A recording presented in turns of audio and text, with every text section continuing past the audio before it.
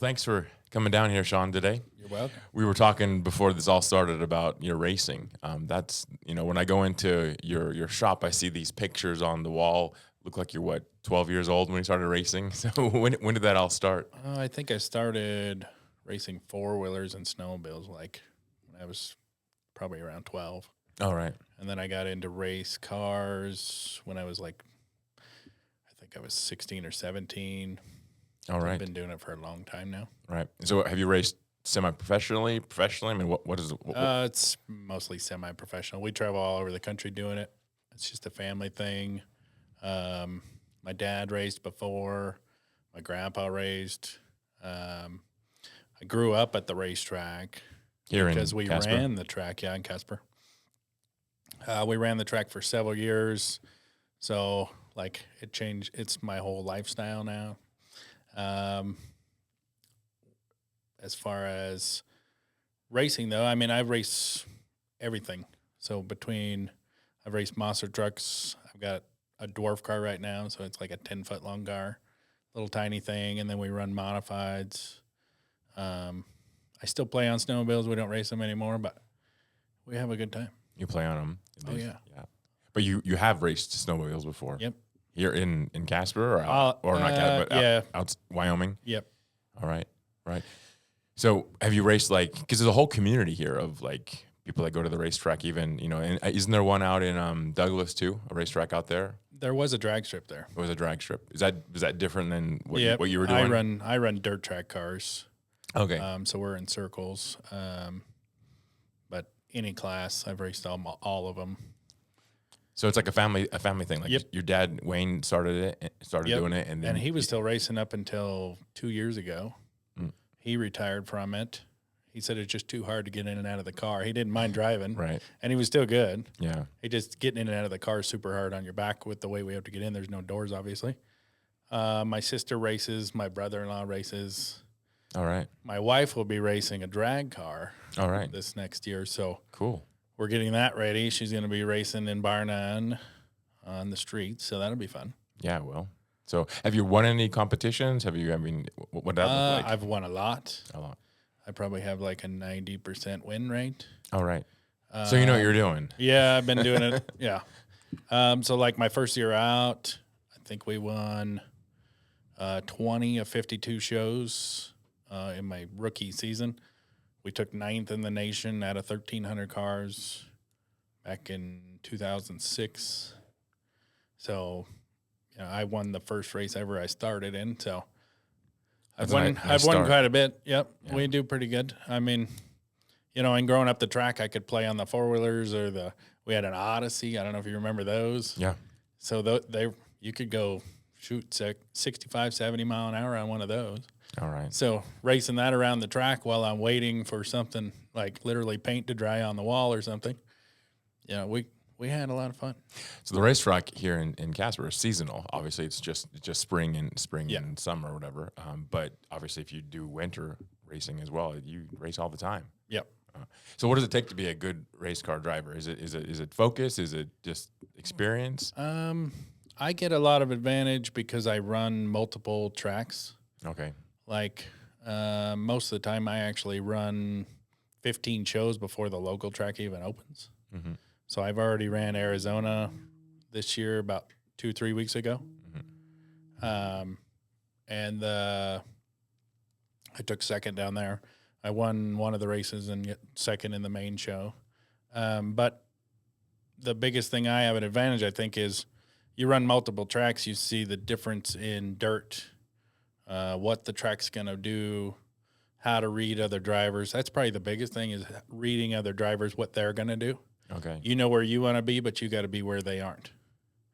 So if you've got a driver that loves to hug the bottom, you can show him that you're going to run the bottom and then go around the top of him pretty easily. So I get in a lot of advantage because I can read because I run so many different places.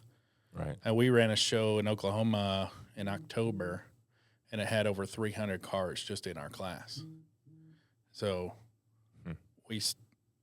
that's probably our biggest advantages. All right. So sounds like what happens when I go to Denver when I drive. Because when you go to Denver, you can't just drive for yourself. You got to drive for the other cars. You got to, you can't just think about yourself. You got to, what is the other car going to do? So Right. I could probably be a pretty good race car driver. Yeah, there you go. With no experience. Like my wife won't ride in Denver, or she won't drive in Denver, but she says crazy. riding with me, she's fine with it. So Right. That's just a crazy place. Yeah. Because you can't just consider, I mean, people don't have their licenses. I mean, I was driving in the Dallas area too. It's the same thing. People don't have driver's license. They don't know what they're doing. They'll go from the far left lane and then exit, out the, to take the exit and cross like 4 lanes of traffic without even looking. It's total defense. Absolutely. You don't worry about offense. It's all defense. Yeah, people complain about the driving here in Casper. I'm like, guys, this is nothing. Yeah, it's a walk in the park. I just drive slow and enjoy the mountain. It's just awesome. So there you go. So you've traveled outside the state. You've been to Arizona. Have you been to other places in the U.S. to race? I think I've raced in almost every state at this point. Mm-hmm. I've hit every state in the monster truck. So, but race car wise, California, Arizona, Texas. We're supposed to go to Corpus Christi next week, but I think we're going to cancel. Mm-hmm. We got my rookie year, we ran 9 days straight in Minnesota. They can run every day of the week. All right. So you just literally drive 60 miles every day and run a different track. Yeah. So we've gone a lot of places. And there's money in it too. You can. You do pretty good. Yeah. I think it was 10 years ago. The wife and I were talking about it. 10 years ago, we won a $10,000 to win in South Dakota. So. All right. Yeah.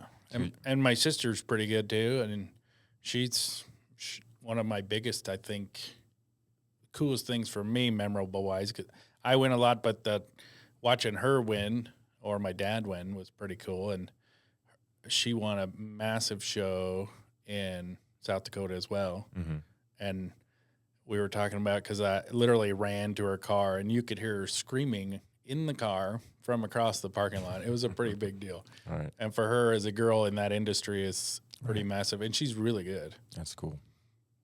You probably know the owner, the CEO of Wyoming Safety Supply. I do, Lance. Lance, yeah, because he races like all the time. Yeah, he runs drag cars, yeah. Yeah. So you never raced with him because that's a I whole haven't other raced with category? him. No, but we will be. The wife will be racing against him here soon. All right. Here in town? Yeah, he runs that bar none race. Oh, he does? Okay. We'll be in that class. All right. Wow. Because he's traveling all the time. He's always taking off on weekends, and you see him and taking pictures in East Coast, West Coast, Arizona, Oklahoma. I mean, he's everywhere. Right. So, I mean, it's a nice side gig if you're making good money on the weekends. So, for sure. So, you ever think you're going to stop? I mean, your dad's stopped relatively late. Now he's racing, motorhomes. Yeah. Now I don't know. It's kind of I really enjoy watching my nephew race. Mm-hmm. So it kind of depends on what he's going to do. Mm-hmm. And I have a ton of fun racing with my brother-in-law every week. Mm-hmm. So probably not for a while. Just depends on the funding, you know what I mean? I mean, it's getting harder and harder for people to advertise on the race cars. So why? Insurance, for whatever reason, they think that they're liable. You're saying that for a race car, but they're not. I don't understand some of them. So it's getting a lot harder.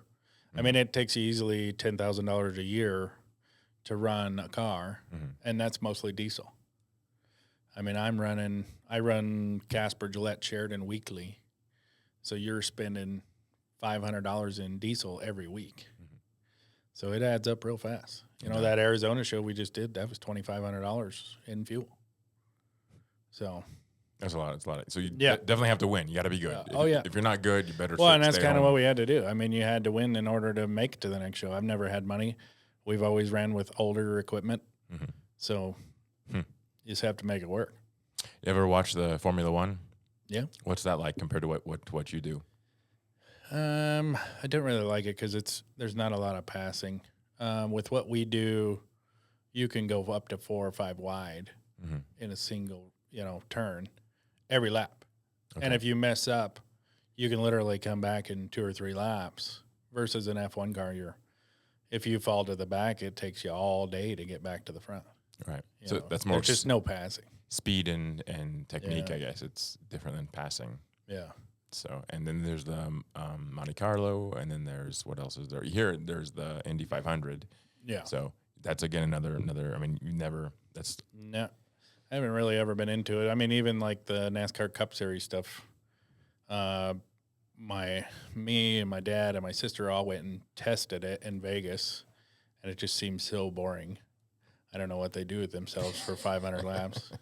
right. It's just it's so easy to drive compared to what we do. The dirt track, I mean, it could change every lap. With moisture. If the sun goes down, it changes what the track does.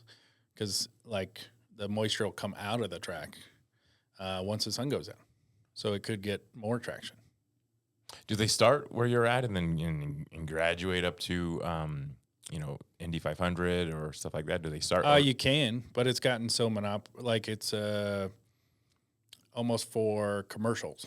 I mean that's what it is. Most of the guys in Cup Series now, they were brought up because they had a sponsor that could follow them. Mm-hmm. So it just got them in the next door, and the next door, and the next door. There is some drivers in there, but there's quite a few that are commercial. All right. So it's professionals. Yeah. And it's kind of, ours is the same way. I mean, the guys with more money are going to run better. It's just the nature. So if you could do this full time, would you do it full time? Oh, for sure. You would. You'd give I up have a blast with it. You'd give up your day Well, job. and it's super family oriented. So like my wife and my dad are my pit crew, and my sister, she does video now because she has kids instead of driving, but racing with the brother-in-law, it's super family. All right. So you do that because didn't you get away recently to do some racing up in the, you took off a few days with your entire family? You went someplace? We did that, like that Arizona show was a couple of weeks ago. Okay. I didn't get to take any family to that one because everybody had to work, but me and Mike Oakley went down. It was pretty fun. So you have a day job. You do something else. I do a day job. So let's talk about that. Reed's Wraps. That is me. So when did that start? When did you create Reed's Wraps? So that started in 2013. My wife always wanted to get into graphics. She's very good drawing. And she doesn't even do anything with it. But it was her dream. So I was like, well, let's start heading into that and try it. But the biggest reason we got into it with the race cars, it would take you 6 months to get a wrap. And it was like, either they don't care or they're that busy. And I've actually found through time that's both. Mm-hmm. They don't like to answer the phone, don't like to call people back. They've got too much on their plate because there is that much work in the town. And, at most of the time, I've got 3 cars at a time. So if you change a sponsor, I need 3 wraps in a couple weeks, not 6 months. Right. And I tried several people in town, and they don't do bad work. It's just a matter of, there is that much work, or they don't do their time accordingly. I try and do a motto of get everything done within 2 weeks.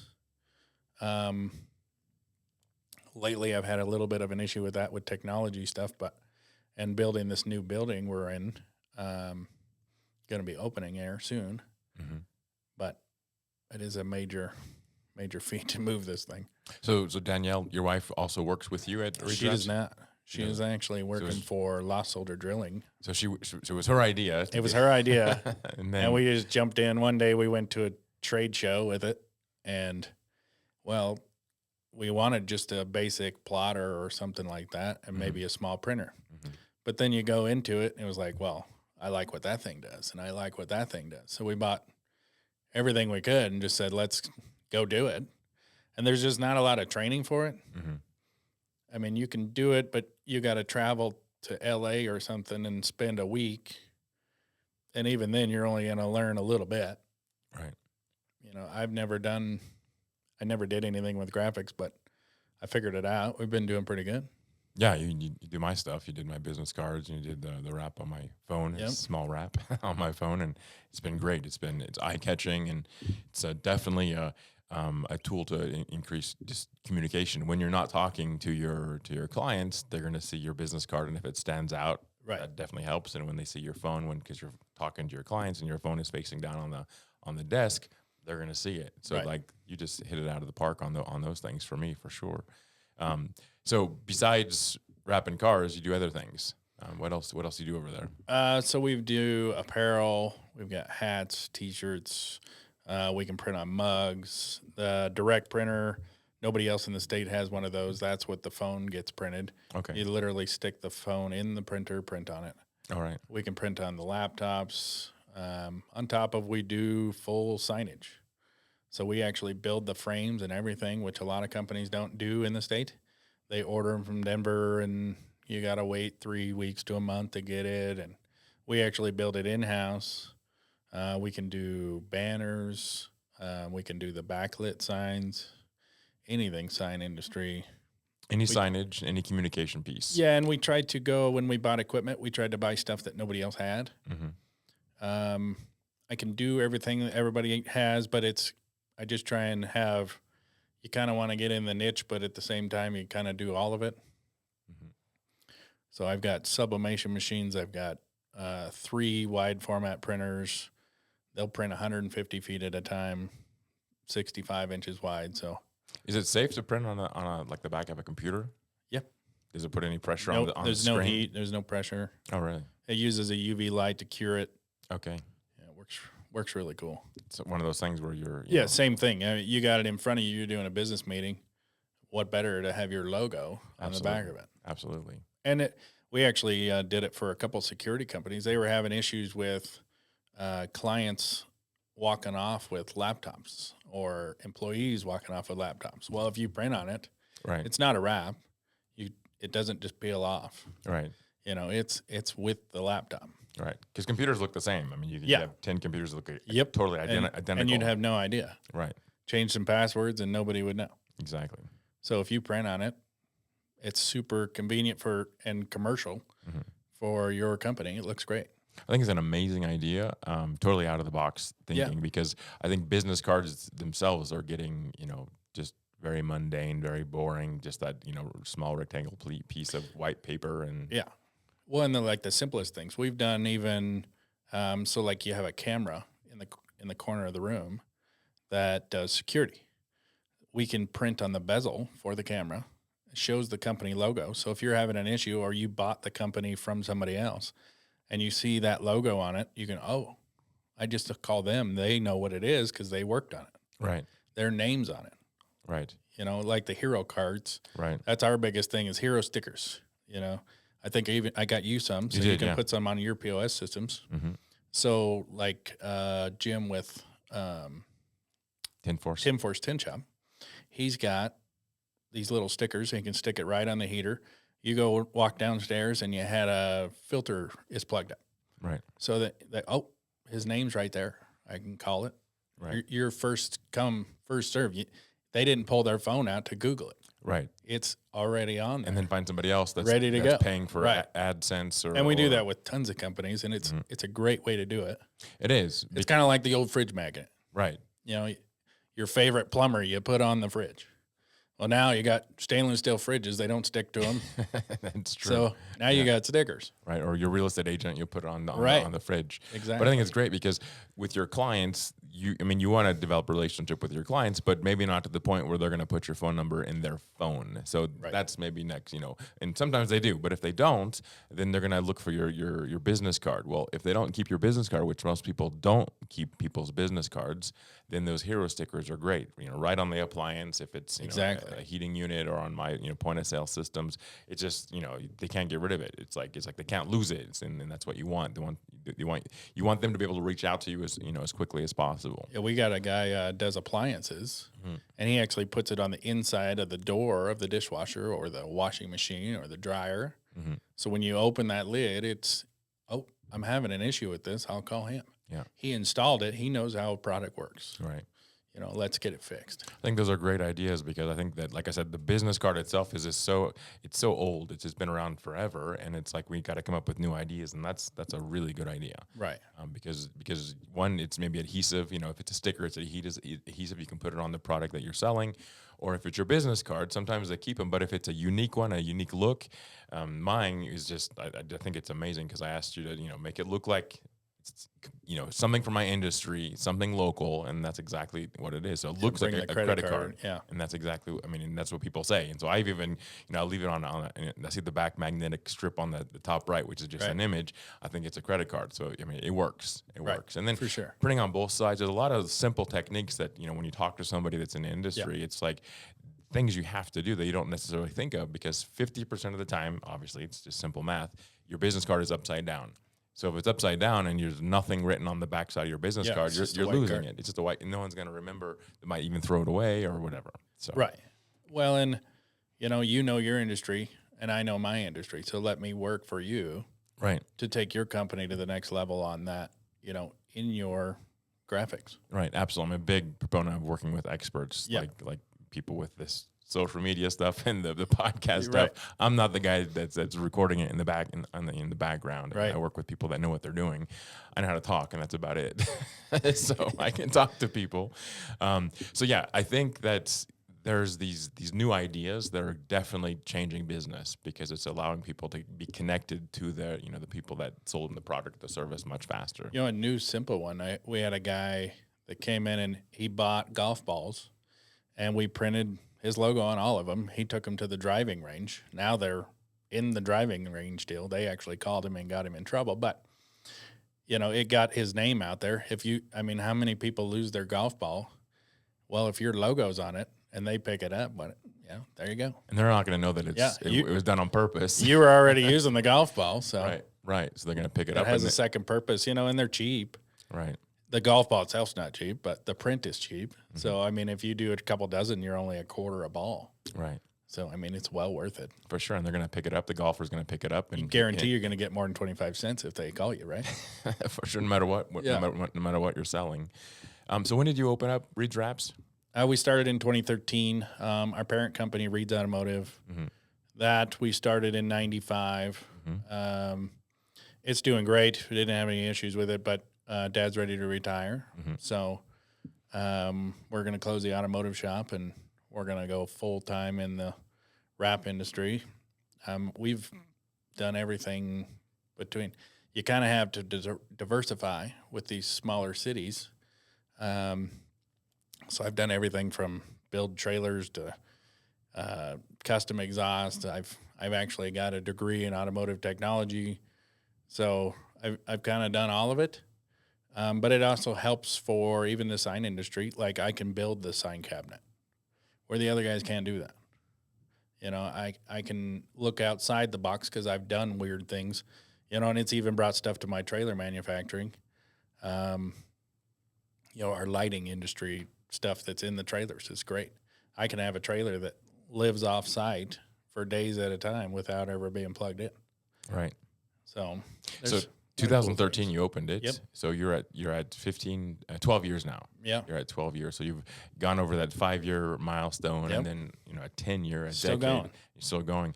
What was one of the biggest things that you learned in the past 12 years that you didn't expect to learn in running your own business? With the sign industry side, I never run out of work. Mm-hmm. The times you think you're going to be slow, you think about when a company's slow, they need more signage. Well, when a company's busy, they need the write-off with more signage. Right. So if a company's doing better, we're wrapping their vehicle, or if they don't have enough business and they just need a new sign to create some attention at their building, or even they bought a new truck. It never slows down. So it's an evergreen business. Yeah, I've never had a slow day. You think you're going to run out of something to do, and you get a call the next day, and you've got stuff for 3 weeks. Right. And one of our coolest ones we do is actually wrapping drilling rigs. So we'll go wherever the drilling rig is and wrap it on site, or they'll take it to a building for us. I've wrapped rigs in Vernal, Utah, North Dakota. We've, Dickinson. We've done South Dakota, Gillette. I did one in the middle of a field, and it was laying on the ground. Nobody's around, and it had flooded the day before. But we were able to put some tarps up and get it all wrapped, and it looks great. And they actually found in the industry that with the paint, the paint's only lasting 6 months with the chemicals that they use that splashes on deck or even the oil. You know, with our stuff, it's much more clean, and they'd only have to replace it every 5 years. So All right. It's a big one. What's been your funnest project in the past 12 years to work on? We wrapped the gym in Dean Morgan. That was pretty cool. All right. So we wrapped the tile wall in there, all the doors and everything, and it was pretty neat. Saved them like $40,000 because they didn't have to change the color of the tile because it was all lime green. Well, Dean Morgan's red and black.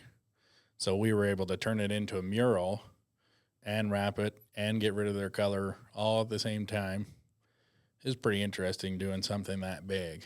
Right. I mean, it's a 240-foot wall that's 9 feet tall.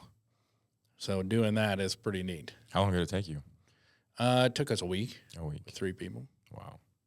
What's been the most challenging thing that you faced in the last 12 years? Something that really was... Trying to think. Doing the rigs is pretty hard because you're out in the field and you can't control the elements. Right.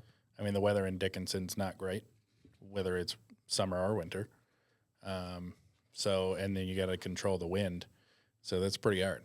A challenging one too is like I wrap my entire building just to be different. So the entire thing, even though like the sides are gray, that's actually wrapped too. All right. So the front of it's the Tetons. So I had a few people told me I couldn't do it, so I had to make sure I did it. You got to be different. Absolutely. Yeah, that's definitely out of the box. And that building stands out. Right. So where's it at? Where's the actual location? So 623 South Ash is where we're moving to. It's right on the backside of my shop that I have now. Got it. We're not, we're going to sell the very front shop, but there's a middle shop that my dad's going to keep for his retirement fund. So it's a massive building. We've got a lot of space. We can actually produce stuff a lot faster. The issue we have now with being in the automotive and the wraps, the space to do your printing with keeping it clean is very limited in that space. So with the new place where I don't have the automotive, I'll have a ton more area. I mean, I've got a 2-story office that's 40 by 40. So one level will be nothing but apparel. The next level will be nothing but vinyl. All right. So it's got a lot of space. And then we've also, with doing so, we've added it to where we can do an entire semi at once. Where before I was having to drive to another location because my doors were only 13 foot tall. We needed 14 foot tall. Or it isn't long enough. Well, the new one is long enough. You know, it's 105 by 60. I mean, it's got a lot of space. Huge. It is. So it's right. So the main entrance is just left of Copper Cup Coffee. Yeah. So right across the street from the NC soccer field. Got it. Right off the corner of Collins and Ash. So. And you have a grand opening set for soon? The grand opening we're probably going to do May. Okay. But we're going to move in there April 1st. Got it. And get everything situated. It's probably going to take me a week just to get moved. Right. I got a lot of stuff, so. That's another major milestone. Oh, man. To have your own business or have your own location, facility. Yeah. That's just great. Yeah, and then build brand new like that. And right. It's a lot of money. Do you think that's because your dad was obviously in the business space as well? He opened up Reed's Automotive in 85, you said, or 89? 95. 95. Do you think that because you were, grew up in a business entrepreneurial family that helped you launch out? The stuff people don't see, in the background, is huge. As a business owner, you get to choose your 80 hours a week, you work right. instead of the guy that gets 8 to 5 Monday through Friday, right? Yeah. So I work, every day this week I've worked till 10 o'clock, but it's a whole different thing. It's a whole different mindset. And you got to look at the bigger picture as the owner. So you've got a lot more bills than just, your fund money, right? So I've got your insurance and taxes and everything else. Right. There's a lot. You wear a lot of different hats. Yeah.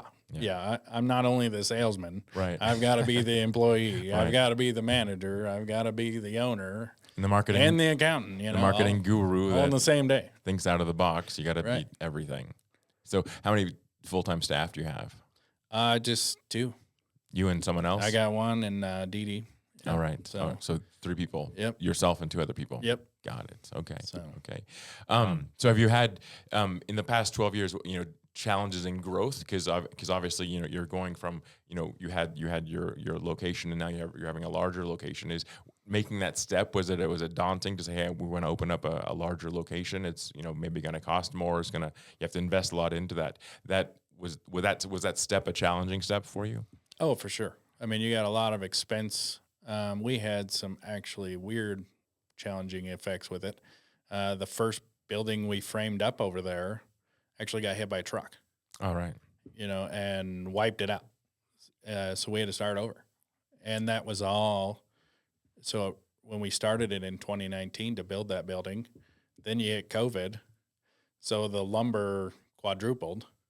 I mean, the trusses I bought the first year were $8,000. The next year they were $26,000. And they're just wood.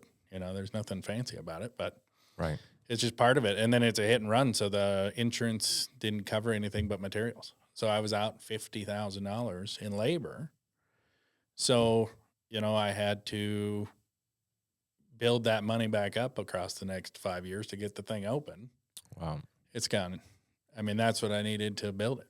Right. And you get your loan to go build a building, and then you go back a year later and ask for another $50,000. They're going to tell you no. Of course. You've only had it for a year. Right. And you can't manage raw material costs. You said the lumber. No, yeah, the lumber went insane. Right. The concrete alone at that building was over $100,000. That's crazy. Yeah. And you're supposed to make money. Yeah. Yeah. And it'll be better in the end. Because we can move forward, and our speed for efficiency is going to quadruple from where I'm at now. We had a lot of facility already. I mean, we were at 10,000 square feet. We're adding another 5,000 square feet. So we already had space, but it's a different kind of space. And it's a lot easier. One of our biggest challenges is obviously keeping employees, because it's a never-ending cycle with employees anymore, and finding people that want to work. So with employee stuff, I think it'll be easier with a facility like that where I can manage it better, I think. Right. For a young entrepreneur that's just starting out, trying to get into business in general, what's one piece of advice you could give them about starting their own business? You kind of have to dive in and hope for the best. I mean, there is no cookie cutter way to do it. Every job has its own way to do it. And you have to work. You can't be out of the picture. Right. As soon as you leave your business, it's losing efficiency. Right. You can be a boss that's, not involved, but your business isn't going to be near as successful unless you're involved. Right. Yeah, they say that entrepreneurship is that one thing that everyone wants to do. They want to get away from working for the man and working, 9 to 5, only to start a business where you're working 80 hours a week and getting paid the same. Yeah, the same as if you work 40. It's like, really doesn't make sense now. But there's also, there's personal pride in it, obviously, because it's your business, what you're creating, and when you hit these milestones, it's impressive. It's also encouraging to think, I made it to 5 years, which is that famous number. If you can make it to 5 years, your business is pretty solid. But you went on to a decade and now 12 years. So you're already at that milestone of opening up a new business or a new facility here in a couple weeks, just a little over a week. What do you see as the future for Reed's Rep? Do you have a vision for the next 5 or 10 years beyond the new facility? So in the last couple of years, we've started doing a lot of stuff nationwide. I've even sent stuff to Ireland, and I've sent stuff to Australia. But that's going to be our bigger thing, is trying to grow more in our national level. I really need to get some of the stuff we make is a one-off product that nobody else developed, right? So I really need to get somebody in to do just website, and just selling stuff online. I could do that all day. But there's so much stuff in Casper I don't want to get rid of, right? Our local. We want to spend our money here and help our people here. Right. But the national level is the goal. And then even international, apparently. Yeah.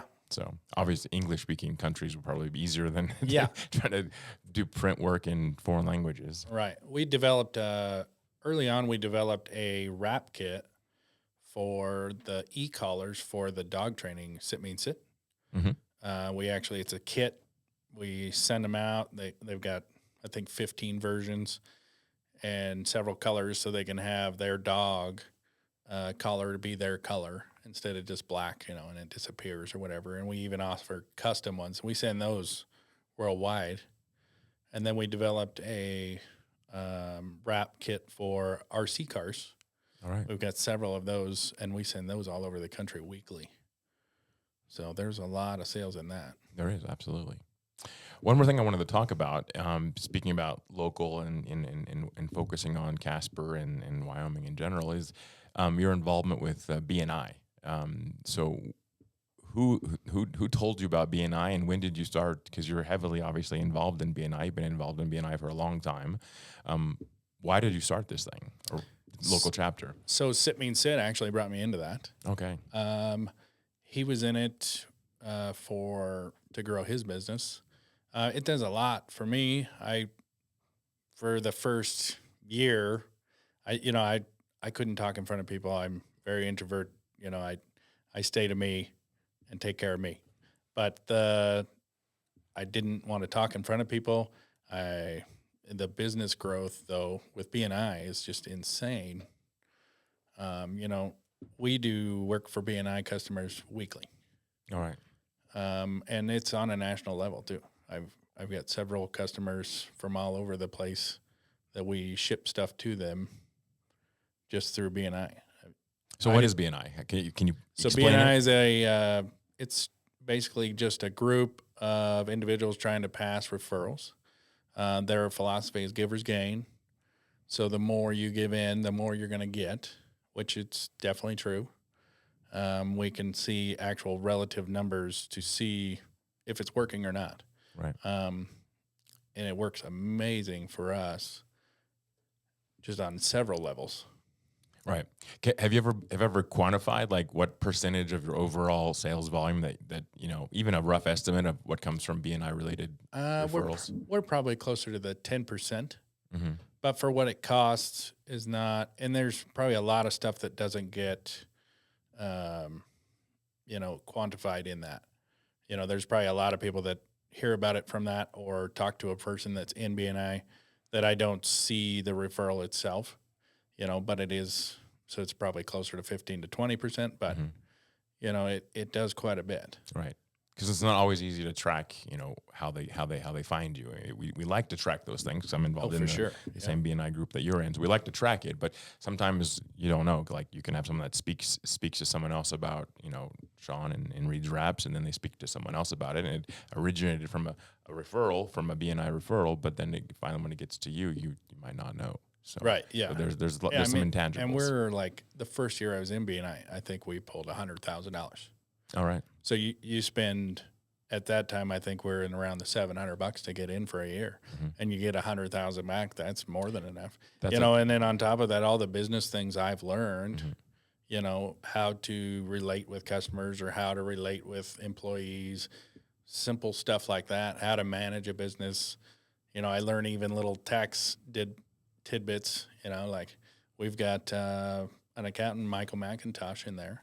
And he told us yesterday, hey, make sure your system is collecting the 6 cent sales because we just did that. And I looked and mine's not. Right. But it's a simple thing he just mentioned. Right. So I checked it, and sure enough, that would have cost me money at the end of the month, for sure, by the end of the year if it wasn't fixed.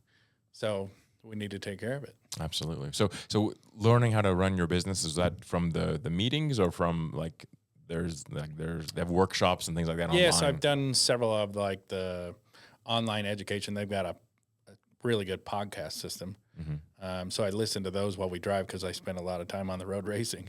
So I'll listen to some of those. But, just business to business, learning how to relate and talk to people. Right. Like I couldn't talk to people. I hate talking to people, but I'm learning. Obviously, I'm doing this, so I'm getting better. You're here. Yeah.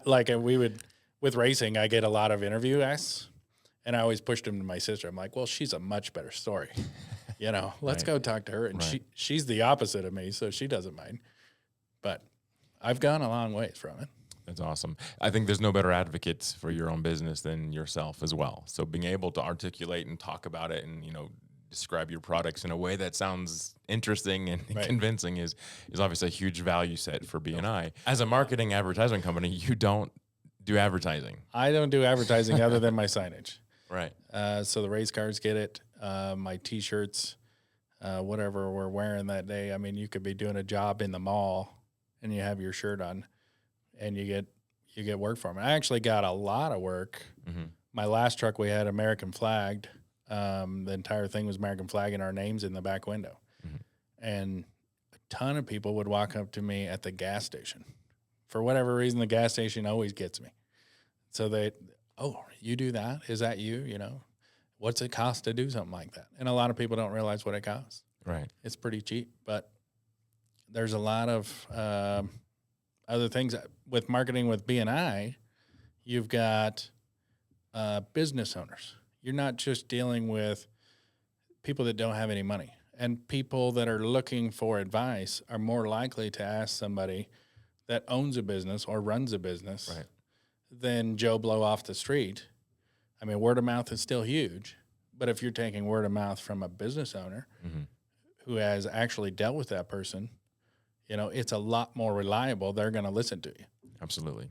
And that's the biggest thing with BNI is you've got actual business owners, not, necessarily like a peon from the street that knows nothing, Mm-hmm. hasn't ever purchased anything from any of those companies, making a Google review, and he's never even shopped there. Right. Right. So it's huge, especially in these smaller cities like this. Word of mouth from business owners. Absolutely. I think that the idea that you can be referred will win any day compared to your salesman that comes up from Denver or California. They're just in here. They're in Casper for the day talking to all these businesses. Right. I mean, I have some of my clients that come to me and tell me, I got this business card from this guy from California that does what you do, and they laugh it off. I mean, especially in these rural communities. I mean, in my industry, the numbers are pretty obvious. It's like it takes 30 cold calls, what we call door pulls. Talking to 30 different businesses every day to get one person that's potentially interested. Those are the numbers. A potential, yeah. Potential. Whereas with referrals through BNI, I mean, it's night and day. I tend to close. Like a 90% return. It's 90%. Yeah, there's two to one usually. I get 2 referrals from somebody. I'm going to close one of them, and most of the time it could even be 100%. It could be just a matter of time. It could be a 6-month out project because they just maybe signed up with somebody else, but 6 months or a year. So practically every referral that I get, I'm going to close one time or the other. But most of them, I would say that I close within a couple weeks. So it's radically different because there's nothing better, in my opinion, than someone that says, hey, I know Shawn. Shawn worked for me. I know the work that he's been doing. I've known him for a couple of years. You're not going to be disappointed. That referral, and then you say, hey, let me introduce you. They can do a phone call or a text message, introduction or an email introduction. Or I tell Shawn, hey, you should be expecting Joe. He's going to stop by and talk to you. That goes so much farther than me going to, because I did a cold call yesterday, and it's just, because I don't do them as much as I used to, right? Because I don't need to, but I did one yesterday, and it just reminded me of what my life was years ago before joining. So, I think that there's a lot to that, especially in our, like I said, like you said, in our rural communities.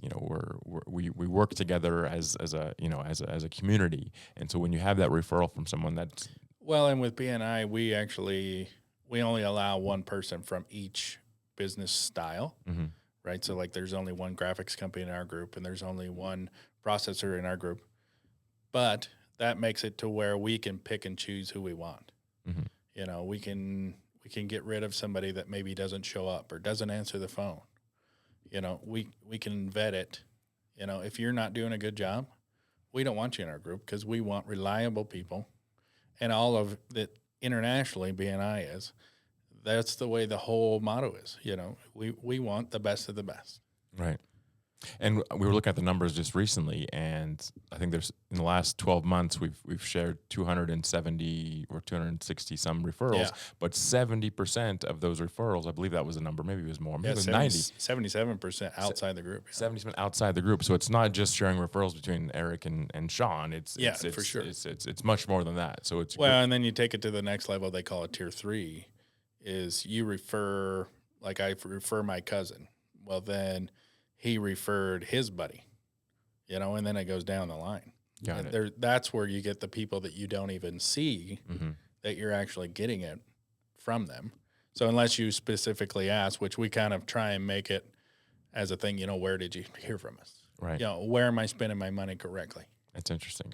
Is it a drive-by sign? Was it, someone gave you my card? Did you hear from us from a BNI member? Stuff like that. You try and do that. Where did you hear me from? Yeah. And I got one of those phone calls yesterday, it was, and they thought that, again, they found us on the BNI website. They were from Douglas, I believe, and they called me, called my cell phone, and they thought that I was in the insurance space, property and casualty. And I told them that I wasn't, and I told them what I did. But then I said, there's some, and she said that she called me because of the BNI webpage.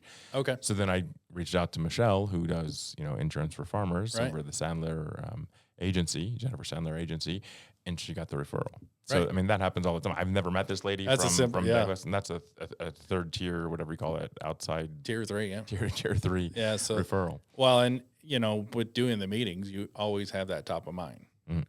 I got a guy that's really great in that field. Right. There's no question. Yeah, there's a lot of people that do that I know, but this is the guy to call. Yeah, and this is why you should call him, and then you can lay out the reasons why. For sure. So someone that's considering joining BNI, what's the one reason that you would say, hey, think about joining BNI and give us a call? It's a huge profit return. I mean, I think the last one I look at was like a 900% return rate per month. So because they send them out monthly, it tells you, what you did for that month. So we do very well, obviously, in the money realm, but growing your business to another level and yourself. Like, I've learned so much. You can ask my wife anytime. She'll tell you that I've really grown out, and it's pulled me out of my box.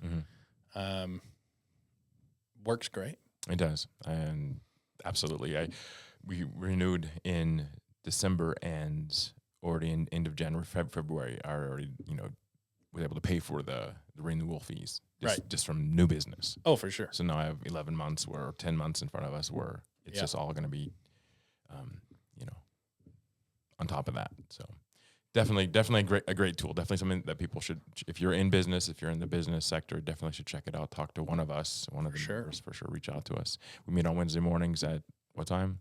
7 a.m. 7 a.m. We're at the Hampton right now. We're at the Hampton. So it's a great place. It's a good place. It's an hour and a half meeting. You're more than welcome to come. Even if we got somebody in the same industry. We've got a second BNI group on Thursdays. Right. They meet at lunchtime. I think they're at the Fire Rock right now. No, they moved to Rocco's. Oh, they moved to Rocco's. Yeah. Okay. Troy Mack. So they moved over there, and they've got another graphics company. So when I can't do it, as a time frame, say they need it in a week, like, call my friend Allie at Western Sign. I know she does good work. We work with her. We can pass referrals. I did one last year. I couldn't get college was doing a massive remodel, and I just couldn't do it because I didn't have enough employees for that job. Well, she does, and she specialized in that area. So I passed it on to her. It was a huge job, and we can work together, and I know it'll be done correctly. Right. And that's a whole nother group. So it's not directly impacting you at all. So, even if they're in the same industry, it can work. You focus on a different thing. We can have 3 different insurance companies. One's doing property and casualty. One's doing life insurance. One's doing commercial insurance. Right. We're always looking for commercial people. Right. To close, if we go back to Reed's Wraps, if you could tell the audience are watching this podcast, one thing about Reed's Wraps and what you'd like them to know, what we'd like the community to know about your business, what would that be? We're always striving to take your company to the next level. I will put your company ahead of mine. So if there's an issue, I will take care of it. You know, if there's something I can make happen, I'll make it happen. Great. That's awesome. So where can we find, are you on the internet? Can we find you online? We're only on Facebook right now. I need to get a website, but I know a person. you know, I don't have a lot of spare time. Right. But I am working on it. I've got so much stuff in-house sales that I don't know if I could handle a website at this point in time, but Right. we will get it going. But you're on the corner of Ash, is that right? Corner of Ash and Collins, 623 South Ash, next to the Copper Cup. Excellent. So, Shawn, thank you very much for joining us today. Appreciate your time. thanks, Eric. All right. It's great. I'll see you at the next BNI meeting. Sounds good.